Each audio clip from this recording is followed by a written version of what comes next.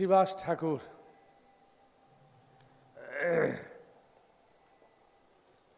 পঞ্চতত্ত্বের মধ্যে পাঁচজন ছিলেন আমরা জানি।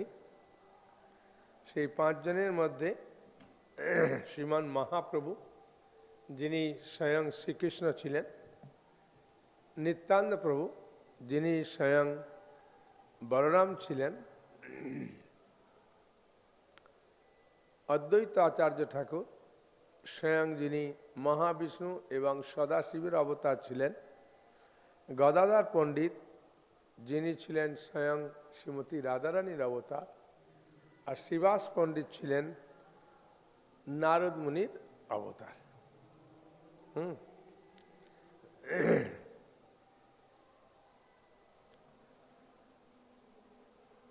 সেই জন্যে মঙ্গলাচরণে আমরা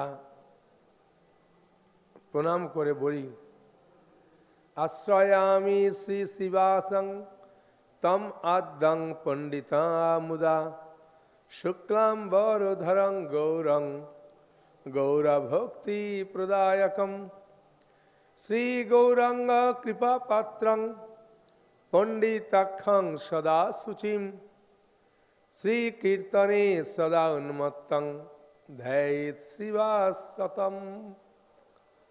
জয় জয় শ্রী শিবাস গৌর পরিকর, তব পাদ পদ্ম আমি বন্দি নিরন্তর।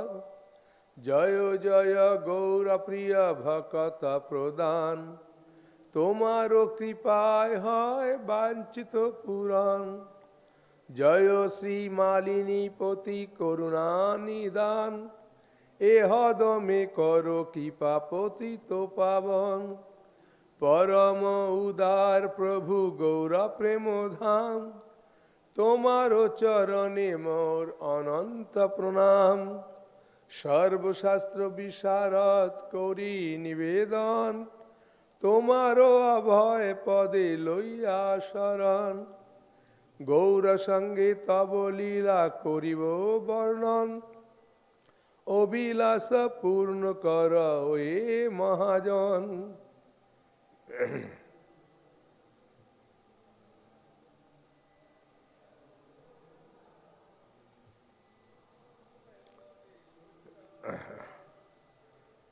সেই জন্যে আজকে আমরা শ্রীমান চৈতন্য মহাপ্রভুর অত্যন্ত প্রিয় পার্ষদ শ্রীবাস ঠাকুর নিয়ে আলোচনা করব। এই শ্রীবাস ঠাকুর বাড়িতে সব সময়ের জন্যে মহাপ্রভু খেলা করতেন, কারণ শ্রীবাস ঠাকুরের স্ত্রী মালিনী দেবী এবং শ্রীবাস ঠাকুর তারা জগন্নাথ মিশ্রের বয়সের সমান ছিলেন।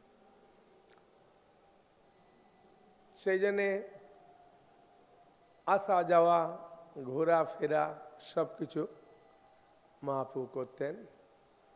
নিমাইয়ের যখন জন্ম হয় তখন শ্রীবাস ঠাকুরের স্ত্রী মালিনী দেবী সুতিকা গৃহে ছিলেন। সেই জন্যে জন্ম থেকেই মালিনী দেবী নিমাইকে নিজ পুত্রের ন্যায় ভালোবাসতেন। সেই জন্যে মালিনী দেবীর যখন একমাত্র ছেলে মারা গেল, অর্থাৎ তাই মালিনী দেবী এবং অন্যান্য যারা সহপাঠী ছিলেন, মালিনী দেবীর জায়েরা ছিল, তারা সবাই কান্না করতে শুরু করলেন। শিবাস এসে বললেন, দেখো তোমাদের একমাত্র পুত্র মারা গেছে বলে কান্না করছো, কিন্তু মহাপ্রভু যদি কীর্তন বন্ধ হয়ে যায় তাহলে আমি গঙ্গায় গিয়ে ঝাঁপ দিয়ে আত্মহত্যা করব, তাহলে স্বামীও পর্যন্ত হারা হবে। তাই কথা শুনে সবাই চুপচাপ থাকলেন। মহাপ্রভু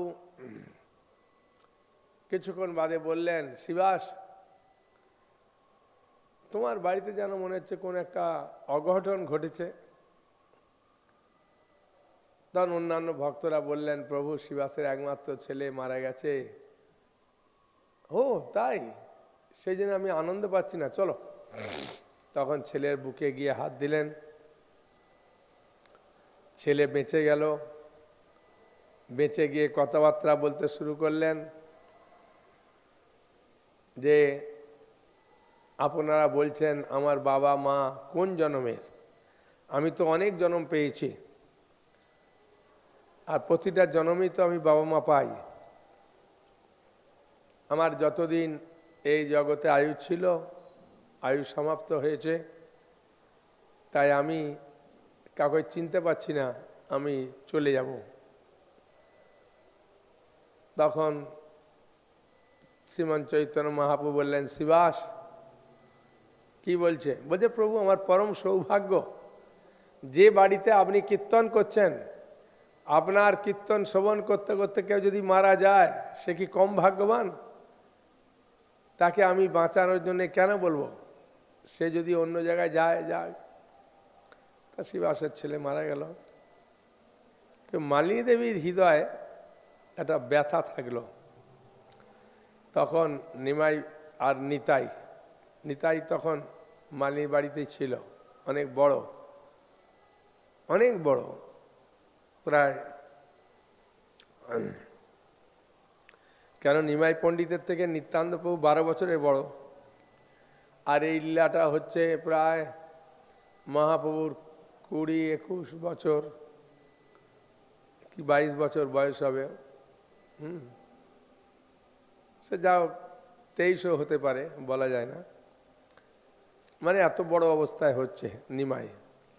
তখন কেন লক্ষ্মীপ্রিয়ার সঙ্গে বিয়ে হয়ে গেছে, বিষ্ণুপ্রিয়া দেবীর সঙ্গে বিয়ে হয়ে গেছে, অতএব 22-23 হবে। নিত্যানন্দ প্রভুর বয়স তাহলে কত হবে? ওর সঙ্গে 12 যোগ করলে দেখুন 34-35 বছর বয়স। হঠাৎ নিত্যানন্দ প্রভু বললেন, মা তোমার একটা ছেলে মারা গেছে, দুঃখ করছো? এই দেখো আমরা 2 ভাই, তোমার 2টো ছেলে হয়ে গেল। বলে মালিনী দেবীর স্তনপান করতে শুরু করলেন মহাপ্রভু আর নিত্যানন্দ প্রভু। মালিনী দেবী বাৎসল্য রসে তাদেরকে স্তনপান করালেন। তাই কেন কৃষ্ণলীলায় উনি ছিলেন কি ক্লিম্বিকা নামনি দাসীর না কি আর একজন নাম আছে, ওরা 2 বোন ছিল, নারায়ণী দেবী হয়েছে আর মালিনী দেবী হয়েছে।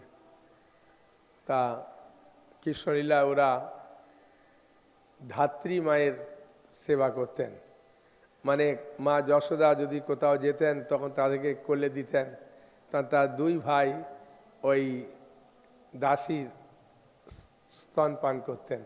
সেই দাসী তো মালিনী দেবীর রূপে এসেছেন, সেই জন্যে বাৎসল্য রসে তাদেরকে করলেন। সেই হিসাবে আমরা দেখতে পাই যে নিমাই এবং নিতাই মালিনী দেবীকে মায়ের মতো স্নেহ করতেন, মা বলে সেই রসটা আস্বাদন করিয়েছিলেন। তা সেই শিবাস ঠাকুরের শুভ আবির্ভাব তিথি 11ই মার্চ মনে হয়। সেই উপলক্ষে আজকে আমরা এই লীলা আস্বাদন করব।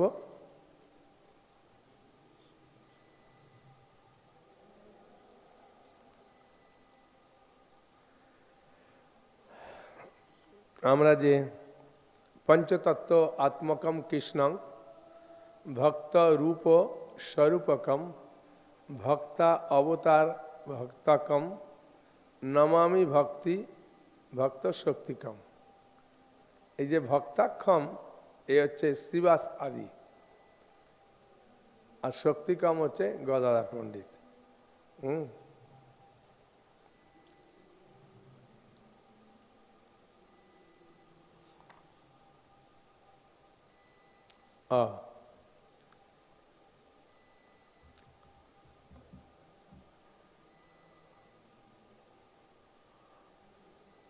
ওই অম্বিকা নামনি দাসী ছিলেন ঠিকই, হ্যাঁ, ব্রজলীলায়।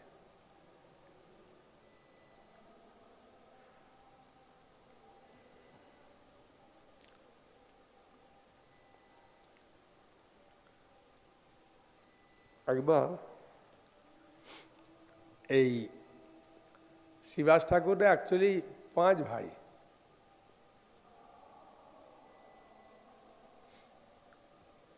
শিবাস, শ্রীপতি, শ্রীনিধি, শ্রীরাম, এরা এই মহাপ্রভুর লীলায় এখানে আসেন। কিন্তু তার বড় ভাই ছিল নলিন পণ্ডিত, তিনি যার কন্যা ছিলেন নারায়ণী দেবী, হ্যাঁ, তিনি মারা গিয়েছিলেন। সেই জন্য 4 ভাই এই নবদ্বীপে এসেছিলেন বলে ওই জন্য শিবাসের 4 ভাইয়ের নামই আমরা বেশি শুনতে পাই।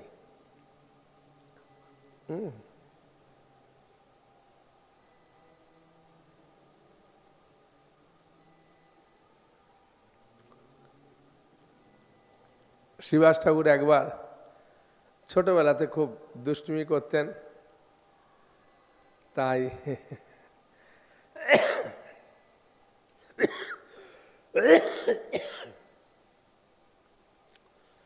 যখন শিবাস ঠাকুর বাড়িতে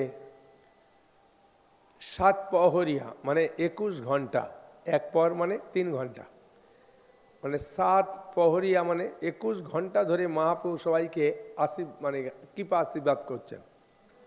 তখন শিবাস বললেন, প্রভু আমার বাড়িতে আপনি লীলাবিলাস করছেন, সবাইকে কৃপা করছেন, অথচ আমাকে ছাড়া আপনি সবাইকে কৃপা করছেন। মহাপ্রভু বললেন, শিবাস তোমাকে আমি তো আগেই কৃপা করে দিয়েছি, আমার জন্মগ্রহণের আগেই তুমি আমার কৃপা পেয়েছো। তখন শিবাস বলছেন, প্রভু বুঝতে পারলাম না। তখন বললেন, শোনো,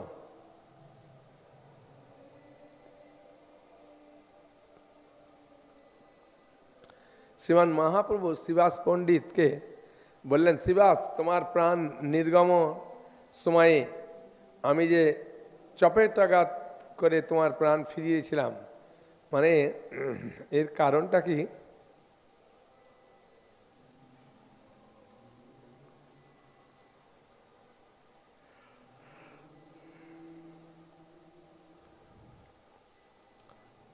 শিবাসবাবুর অত্যন্ত মানে দুষ্ট প্রকৃতির ছিল। শিবাস ছোটবেলায় যখন 16 বছর বয়স ছিল, তখন অত্যন্ত দুর্দান্ত ব্রাহ্মণ, গুরু, বৈষ্ণব সকলের নিকট অপরাধী, উদ্ধত প্রকৃতির ছিলেন, অশান্তি করতেন সবাইকে। হঠাৎ কাষ্ঠবৎ নিরাশ হৃদয়ে কেবল বৃথা কলহ বৃদ্ধি করতাম। অহংকারে মত্ত হওয়ার ফলে সকলের নিকট আমি নিন্দিত ছিলাম। স্বপ্নে কখনো সেই ভগবানের নাম গুণাবলী শ্রবণ কীর্তন করতাম না, মানে ভগবানের নাম কীর্তন এসব কিচ্ছু করতো না। দেখুন চিন্তা করে, সবসময় সাধু পণ্ডিত যাদেরকে সবসময় জ্বালাতন করে মারতাম। একদিন নিদ্রায় জ্ঞান বিলুপ্ত হলে, মানে হঠাৎভাবে জ্ঞান যেন ঘুমিয়ে আছে, হঠাৎ স্বপ্ন দেখছে যে পূর্ব জন্মের কথা আছে, সঞ্চিত সুকৃতি দ্বারা অর্জিত পুণ্যের ফলে কোন রকম করুণার ফলে মহাত্মা আমাকে যেন উপদেশ প্রদান করলেন। ওরে ব্রাহ্মণ ব্রুব, ওরে ব্রাহ্মণ ব্রুবস্তু কে তামু পদেশ বাচং বা চঞ্চল হৃদয়ং তথাপি ব্রুময়ে বর্ষমেকং তে হত পরমায়ুরত পরং বৃতায়ু ক্ষেপং মাকা শ্রী রীতি। এর মানে হচ্ছে, ওরে চঞ্চল হৃদয় ব্রহ্মাণ অধম, মানে ব্রাহ্মণ ঘরের ছেলে তো, ব্রাহ্মণ অধম, তোকে উপদেশ করা অনুচিত হয়ে বলেও অদ্য হতে 1 বছর মাত্র তোর পরমায়ু আছে, মাত্র 1 বছর আছে, আজকের দিনে এই সময় তোর মৃত্যু হবে। তা শিবাস পণ্ডিত যখন ঘুমটা ভেঙে গেল, তখন সে চিন্তা করলো, 1 বছর বাদে এই সময় আমার মৃত্যু হবে। হ্যাঁ, আর রোজ দিন গোনে, 1 দিন 2 দিন 3 দিন 4 দিন 5 দিন 6 দিন এরকম করে গোনে, গুনতে গুনতে 365 দিন যখন হবে, তখন তার আগে উনি একটা নারদীয় পুরাণ থেকে একটা শ্লোক পেয়েছিল, হরের নাম হরের নাম হরের নাম ওই বা কেবলম কলৌ নাস্তেব নাস্তেব নাস্তেব গতির অন্যতা। যে কলিযুগে হরিনাম হরিনাম হরিনাম ছাড়া কোনো উদ্ধারের উপায় নেই। তখন তিনি হরিনাম করতে শুরু করলেন। বাড়ির ছেলেরা লোকেরা চিন্তা করলো, আরে ভাই রে ভাই, এই শিবাস কত দুষ্টুমি করতো, কত সাধুদেরকে কষ্ট দিত, এ দিত, এখন চুপচাপ হয়ে গেছে, হরিনাম করে, কি ব্যাপারটা কি, ব্যাপারটা কি? খালি ও দিন গোনে, কিন্তু কেউ জানে না কেন দিনটা গোনে, এত চুপচাপ হয়ে গেল। হ্যাঁ, আর এই শ্লোকটা পেতে হরিনাম করতে শুরু করলো। হরিনাম করতে শুরু করলো। তা সেই সময় হরিনাম করতে করতে দেবানন্দ পণ্ডিত বলে একজন ব্যক্তি ছিলেন, তিনি নবদ্বীপে খুব সুন্দর ভাগবত কথা বলতেন। আর যে সময়ে ও মৃত্যু বলেছে, ওই আগে গিয়ে ভাগবত ক্লাসে বসে গেছে, আর ভাগবত কথা শুনতে শুনতে অষ্টসাত্ত্বিক বিকার হয়ে গেছে। আর তখন ওর সেবকরা ওকে চ্যাংদোলা করে বাইরে বার করে দিয়েছে। হ্যাঁ, আর যে সময় ওর মৃত্যু ছিল, মহাপ্রভু এসে মেরেছে পাছায় এক থাপ্পড়, মাত্রাই উঠে পড়েছে। উঠে পড়েই সময়টা দেখছে, আরে সময়টা পার হয়ে গেছে, তো তাহলে তো আমার মৃত্যু হলো না, কি যেন মারলো, আমি বেঁচে গেলাম। হ্যাঁ, মহাপ্রভু বলছেন, ওই যে মারটা মারলো না, ওটা ছিলাম আমি। শিবাস বলছেন, ও প্রভু তাই? বলছে হ্যাঁ, মানে তখনও মহাপ্রভু এই জগতে আসেনি। তার ভক্তকে মহাপ্রভু সবসময় কৃপা করে, ভগবান আসুক আর না আসুক। তাই আমরা যদি ভক্ত হব, ভগবান আমাদেরকে সবসময়ের জন্যে কৃপা করবেন। তা সেই সময়তে মহাপ্রভুর কৃপার কথা শুনে শ্রীবাস ঠাকুর এত কান্না করছেন যে, প্রভু জন্মগ্রহণ করার কত আগে আমাকে কৃপা করে দিয়েছেন, আমি বুঝতে পারছি না। হ্যাঁ, আপনার কৃপার ফলেই আমি ভক্ত হতে পারলাম, আমি বলছেন আর কি।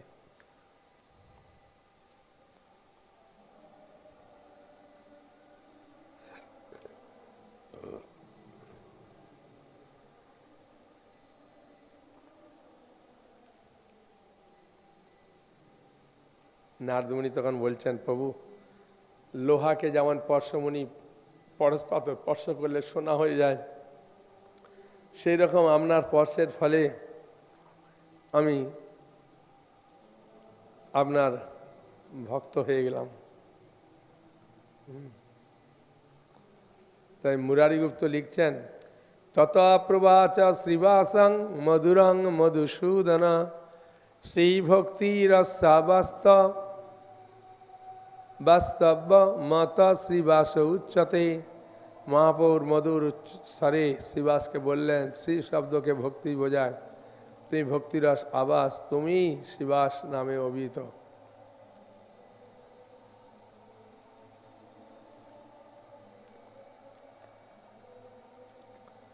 শ্রীবাসের আবির্ভাব প্রসঙ্গে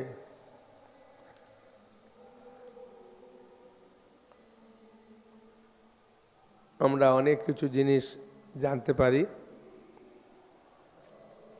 তাহলে আজকের ক্লাস থেকে আমরা জানতে পারলাম যে শ্রীবাস ঠাকুরা ক ভাই ছিলেন, তার ভাইজির নাম কি ছিল, শ্রীবাস ঠাকুরের স্ত্রীর নাম কি ছিল, শ্রীবাস ঠাকুরের স্ত্রী আগের জন্মে কে ছিলেন, তাই না? শ্রীবাস ঠাকুরের শ্বশুর বাড়ি হচ্ছে মদদ্রুম দ্বীপে, যেখানে বৃন্দাবন দাস ঠাকুরের আবির্ভাব, তার পাশেই শ্রীবাস ঠাকুরের শ্বশুর বাড়ি, অর্থাৎ মালিনী দেবীর বাপের বাড়ি।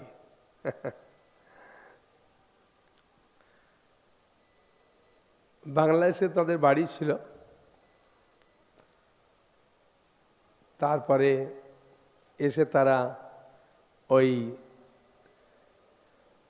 অদ্বৈত আচার্য প্রভু যখন নবদ্বীপে এসে টোল খুললেন, অদ্বৈত আচার্যের মনোযোগী প্রধান ছাত্র ছিলেন শ্রীবাস পণ্ডিত। 1395 শতাব্দে মাধবেন্দ্র পুরীর নিকট দীক্ষা গ্রহণ করেন।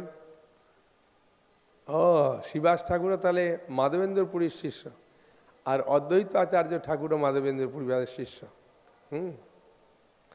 1935 শতাব্দে তিনি মাধবেন্দ্র পুরীর দীক্ষা গ্রহণ করেন। শ্রীমান মহাপ্রভু আবির্ভাবের পূর্বে শ্রীবাস আদি ভক্তগণই অদ্বৈত আচার্য প্রভুর সবাই কৃষ্ণ কথা শুনতেন।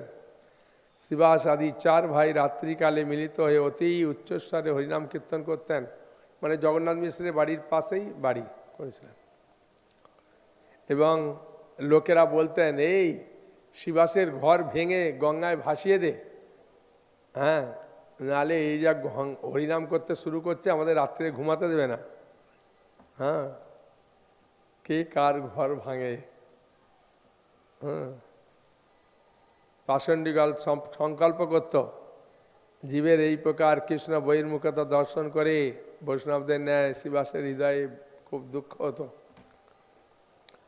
জগন্নাথ মিশ্রের নিকটেই শিবাস পণ্ডিতের বাড়ি। জগন্নাথ মিশ্র আর শিবাস পণ্ডিত প্রতিবেশী, উভয় পরিবারের বিশেষ ঘনিষ্ঠতা। মহাপ্রভু গৌরাঙ্গের আবির্ভাব তিথিতে চন্দ্রগ্রহণের সময় শিবাস পণ্ডিত হঠাৎ উল্লসিত হয়ে উঠেছিল। মহাপুরুষ জন্মকালে সচিমাতার গৃহে শিবাস পত্নী মানি দেবী ডাক পড়েছিল, ওই তো আমরা জানলাম, শুনলাম আগে। এবং শিবাস ঠাকুর চিরজীবী হও বলে আশীর্বাদ করলেন নিমাইকে। হ্যাঁ, নিমাই পদ্মনেত্রে শিবাসের দিকে তাকিয়ে রইলেন। বাচ্চা ছেলে হলে কি হবে, ভগবানের কৃপা দৃষ্টি। শিবাস ঠাকুর হাসতে হাসতে বললেন, কোথায় চলেছ উদ্ধতের চূড়ামণি?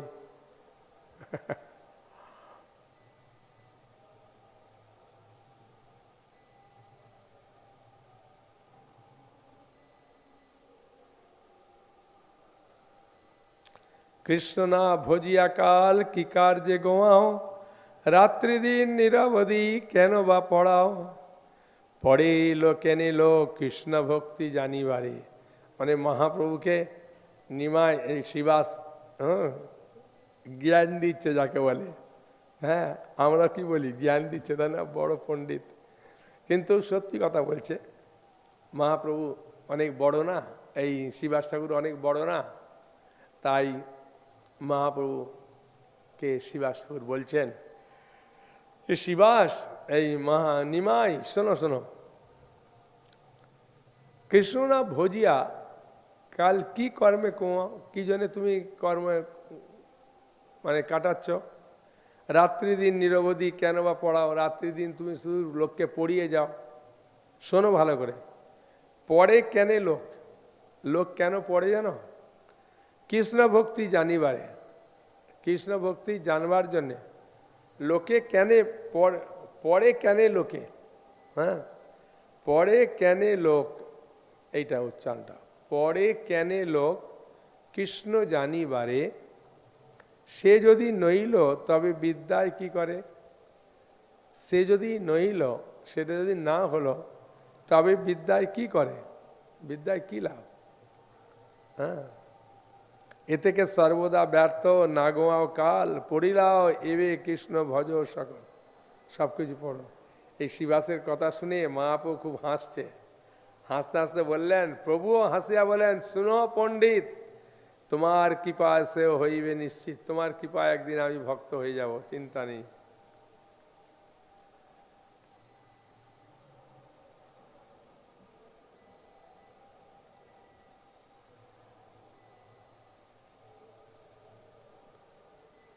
শিবাস কর্তৃক মহাভক্তি যোগ বিশিষ্ট গৌর দর্শন।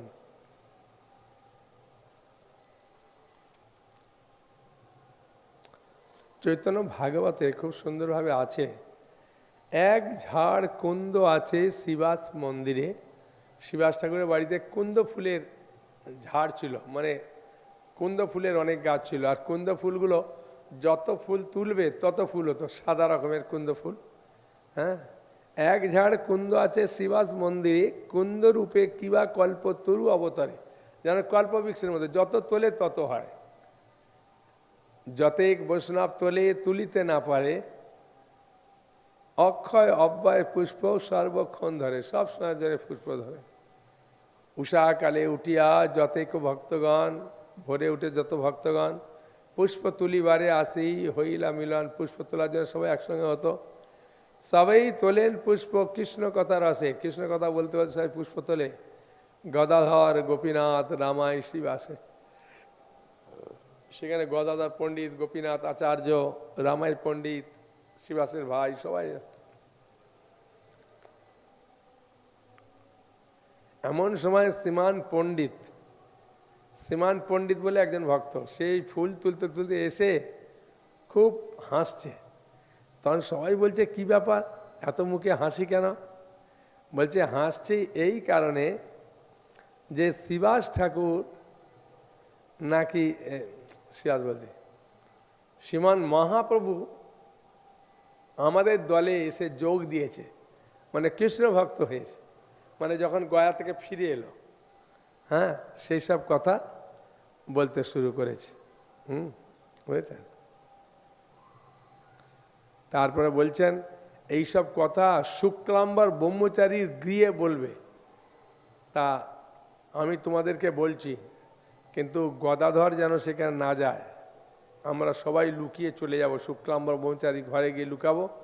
সেখানে মহাপ্রভু পুরী থেকে এসে যে প্রেম আস্বাদন করছে, কৃষ্ণ কৃষ্ণ বলছে, এই গোপন রহস্যটা আমরা জানবো, সেটা বলবে বলেছে।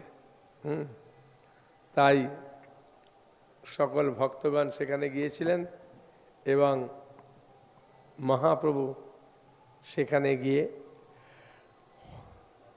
কিভাবে কৃষ্ণকে দর্শন করলেন,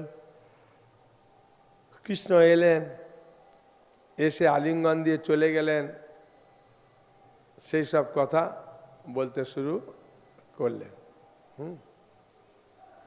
আর পাড়ার লোকেরা বলতে শুরু করলো যে শ্রীবাসের এই নিমায়ের বায়ু রোগ হয়েছে, হ্যাঁ তাকে এই খাওয়াও, এই করো, এটা সেটা করো, বিভিন্ন রকম।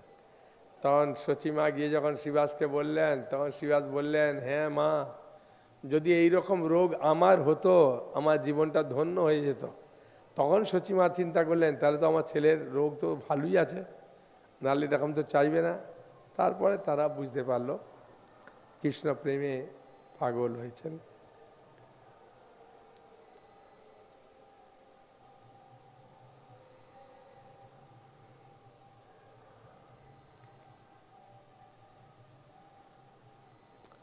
একবার শ্রীবাস ঠাকুরকে বলছেন, শ্রীবাস শোনো, কাজী 2 নৌকা লোক পাঠাচ্ছে তোমার বাড়ি সব কিছু ভেঙে ভুঙে সব কিছু নিয়ে যায় বলে।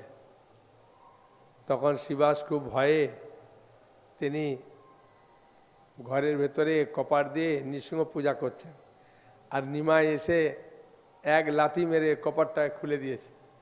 খুলে দিয়ে বলছেন, শ্রীবাস কি করছো? বলছেন, প্রভু এ। তখন নৃসিংহদেবকে সরিয়ে সেই খাটের উপরে বসে বলে, দেখো আমি কে। বলে শ্রীবাসকে সব কিছু দেখালেন। তুমি কেন ভয় পাচ্ছ? আমি আছি না, হ্যাঁ সবাইকে আমি ঘুরিয়ে দেবো, এখানে কেউ আসবে না। তখন শ্রীবাসের মনে খুব আনন্দ হলো। তখন শ্রীবাস ঠাকুরকে হ্যাঁ ঐশ্বর্য প্রকাশ করার, যে আমি কে দেখো দেখো, আমি সেই নৃসিংহ, আমি সেই বিষ্ণু, চতুর্ভুজ, শঙ্খ চক্র গদা পদ্মধর, এইভাবে সব কিছু দেখালেন। দেখানোর পরে শ্রীবাসের মনে একটু কেন পূর্ণরূপে আনন্দ হলো, যে তাহলে আমাদের আর কোনো ভয়ের কারণ নেই। আমাদের কাছে স্বয়ং বিষ্ণু আছে, স্বয়ং কৃষ্ণ আছে।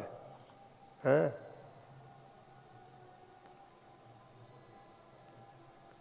শ্রীকৃষ্ণের স্তুতি করতে করতে ব্রহ্মা বলেছেন, হে পূজ্য, তোমার দেহ নবজল ধরের ন্যায় শ্যামল, তোমার বসন বিদ্যুতের ন্যায় পীতবর্ণ, তোমার কর্ণদায়ী গুঞ্জ বিরচিত কর্ণভূষণ, মস্তকে ময়ূরপুচ্ছ বিরচিত চূড়া, তাতে তোমার মুখমণ্ডল বিশেষ রূপে দীপ্তিমান হচ্ছে। যেমন ব্রহ্মা বলেছিলেন না ভগবান কৃষ্ণকে দেখে, তা শ্রীবাসও সেই রকম দেখতে পেলেন যে প্রভু বিশ্বম্বর এরকম পীত বসন ধারণ করে আছে, মাথায় ময়ূরপুচ্ছ এই হয়।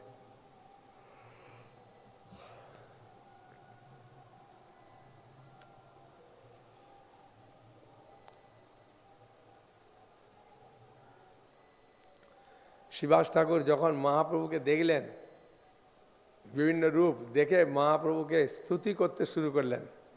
বিশ্বম্বর চরণে আমার নমস্কার, ঘন ঘন যিনি বর্ণ পীতবাস যার, সচির নন্দন পাই মোর নমস্কার, নব গুঞ্জা সিকি পুচ্ছ ভূষণ যাহার, গঙ্গাদাস শিষ্য পাই মোর নমস্কার, বনমালা করে দদি ওদন যাহার, জগন্নাথ পুত্র পদে মোর নমস্কার, কোটি চন্দ্র যিনি রূপ বদন যাহার, সিংহার বেত্র বেণু চিহ্ন ভূষণ যাহার, যেই তুমি তোমার চরণে নমস্কার, চারিবেদে যারে ঘোষে নন্দের কুমার, যেই তুমি তোমার চরণে নমস্কার, ব্রহ্মস্তবে স্তুতি করে প্রভুর চরণে, সচ্ছন্দে বলয় যত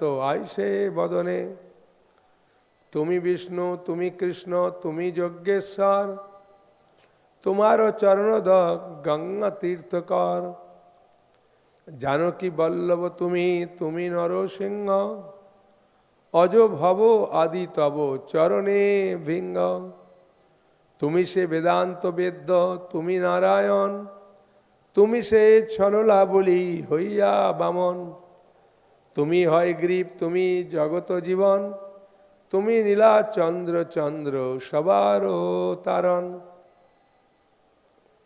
মানে রামচন্দ্র কৃষ্ণ বামনদেব হয়গ্রীব, মানে যত অবতার আছে এক একটা করে দেখালো, দেখো সেইটা দেখে স্তুতি করছে জানে।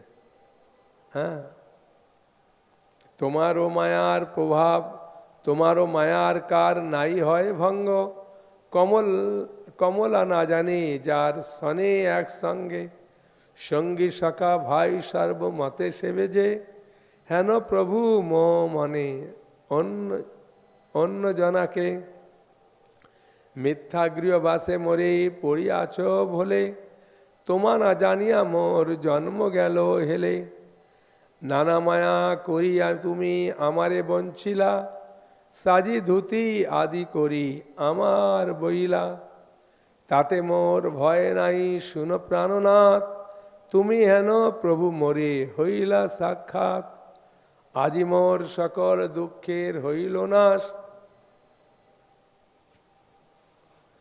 আজি মোর দিবস হইল পরকাশ, আজি মোর জন্ম কর্ম সকল সফল, আজি মোর উদয় সকল সুমঙ্গল, আজি মোর পিতৃকুল হইল উদ্ধার, আজি সে বসতি ধন্য হইল আমার, আজি মোর নয়ান ভাগ্যর নাই সীমা, তাহা দেখি যার শ্রী চরণে সেবা, রমা লক্ষ্মী দেবী পর্যন্ত যার চরণের সেবা করে সেই হচ্ছে তুমি, জানতে পারলেন সব। হ্যাঁ, তার স্তুতি শ্রবণ করে মহাপ্রভু বললেন, তোমার বাড়ি স্ত্রী পুত্র দাসী সকলকে ডেকে আনো। দেখো কি বলছে, তোমার বাড়িতে যারা যারা আছে স্ত্রী পুত্র থেকে দাসী থেকে সকলকে ডেকে আনো, আমার এই রূপ দর্শন করুক, সস্ত্রী হয়ে আমার শ্রী চরণ পূজা করে।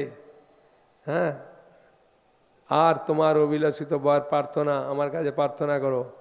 তারপর মহাপ্রভু নির্দেশ ক্রমে শ্রীবাস পণ্ডিত বললেন, প্রভু পাইয়া আজ্ঞা শ্রীবাস পণ্ডিত, সর্বপরিকর সহ আইলা তরিত, মানে সবাইকে নিয়ে এসেছে, চলো চলো দেখো মহাপ্রভু কে, যে নিমাইকে আমরা আমাদের ছেলে বলে মনে করি, এই নিমাই আমাদের ছেলে না, দেখো কে, দেখো। বিষ্ণু পূজা নিমিত্ত যথেক পুষ্প ছিল, সকল প্রভুর পায়ে সাক্ষাতে দিল, সবাই প্রভুর পায়ে দিল বিষ্ণু পূজার জন্য যে ফুল ছিল, গন্ধমাল্য ধূপ দ্বীপে পূজে শ্রীচরণ, সস্ত্রী হইয়া বিপ্র করয়ে ক্রন্দন, ভাই পত্নী দাস দাসী সকল লইয়া, শিবাস করয়ে কাকু চরণে পড়িয়া। যে প্রভু আপনাকে তো আমরা অনেক কিছু বলেছি, অনেক কিছু, আপনি যে সেই কৃষ্ণ সেই রামচন্দ্র সেই নৃসিংহ আমরা বুঝতে পারলাম না। ভগবানের মায়া কে বুঝতে পারে? হ্যাঁ, শিবাসের প্রতি মহাপ্রভুর অভয় বাণী দিলেন। হ্যাঁ, যে কোনো ভয়ের কারণ নেই। হ্যাঁ,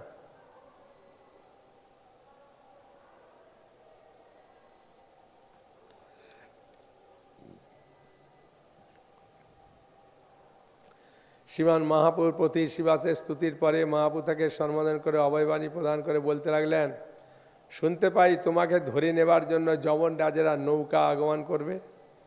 অনন্ত ব্রহ্মাণ্ডে যত জীব বাস করে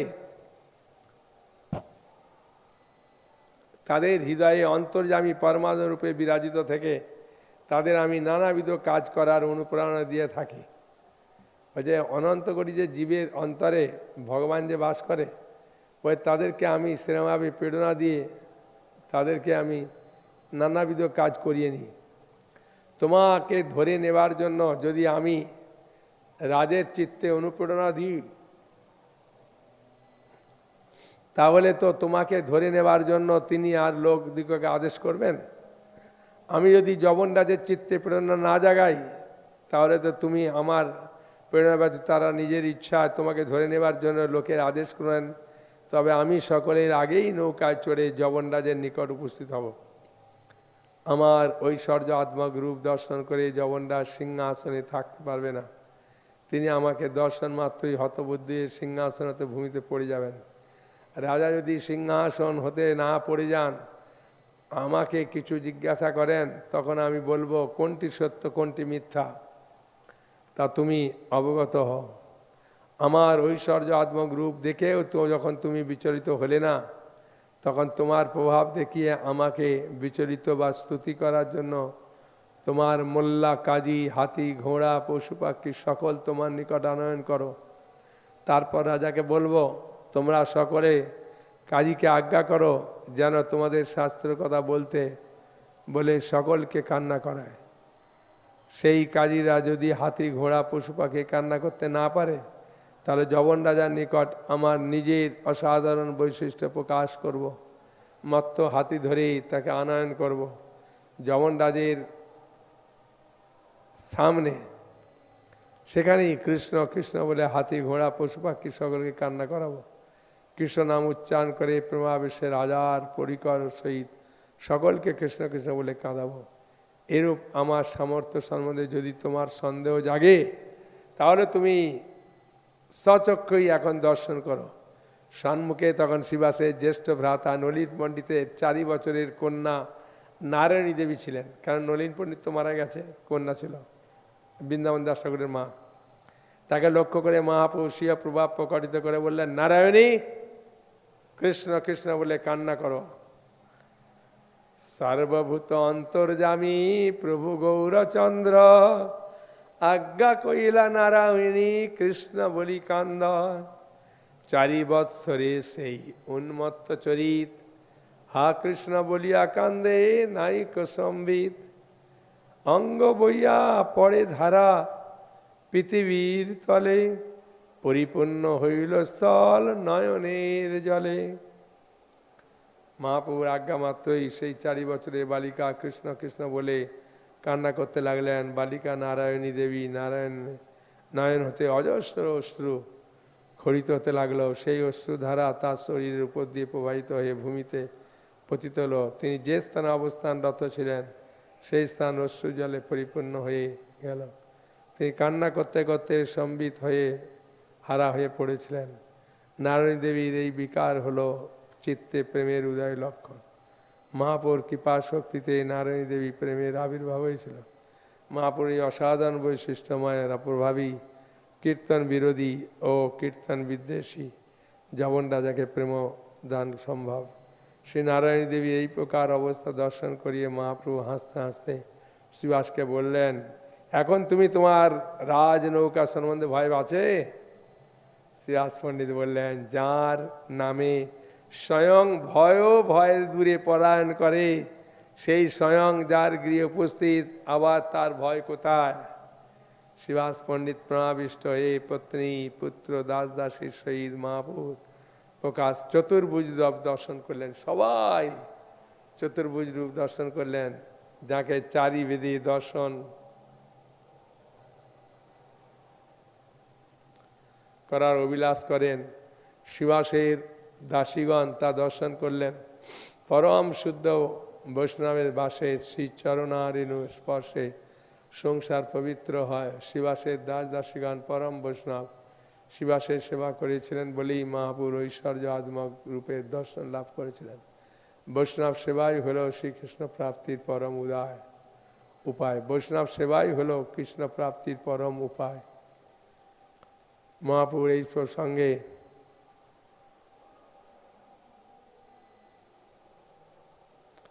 শিবাসকে কোথাও ব্যক্ত করতে নিষেধ করলেন। তারপর মহাপ্রভু ঈশ্বর ভাব অন্তরিত হলে তিনি বাহ্যজ্ঞান লাভ করে শিবাসকে আশ্বাসিয়া নিজ গৃহে গমন করলেন। শিবাসকে বললেন না যে আমি যে বিষ্ণু, আমি নারায়ণ, আমি রাম, এইসব রূপ দেখিয়েছিস, কাকে বলো না।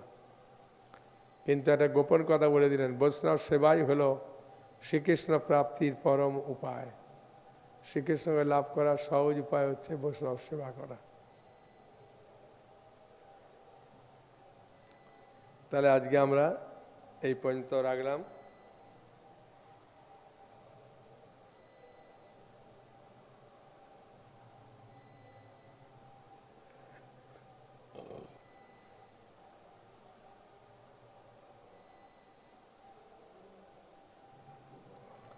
हरे कृष्णा कृष्णा कृष्णा हरे हरे, हरे राम राम राम हरे हरे। हरि बोल सकल भालो थाकुन, आनंद थाकुन। हरे कृष्णा।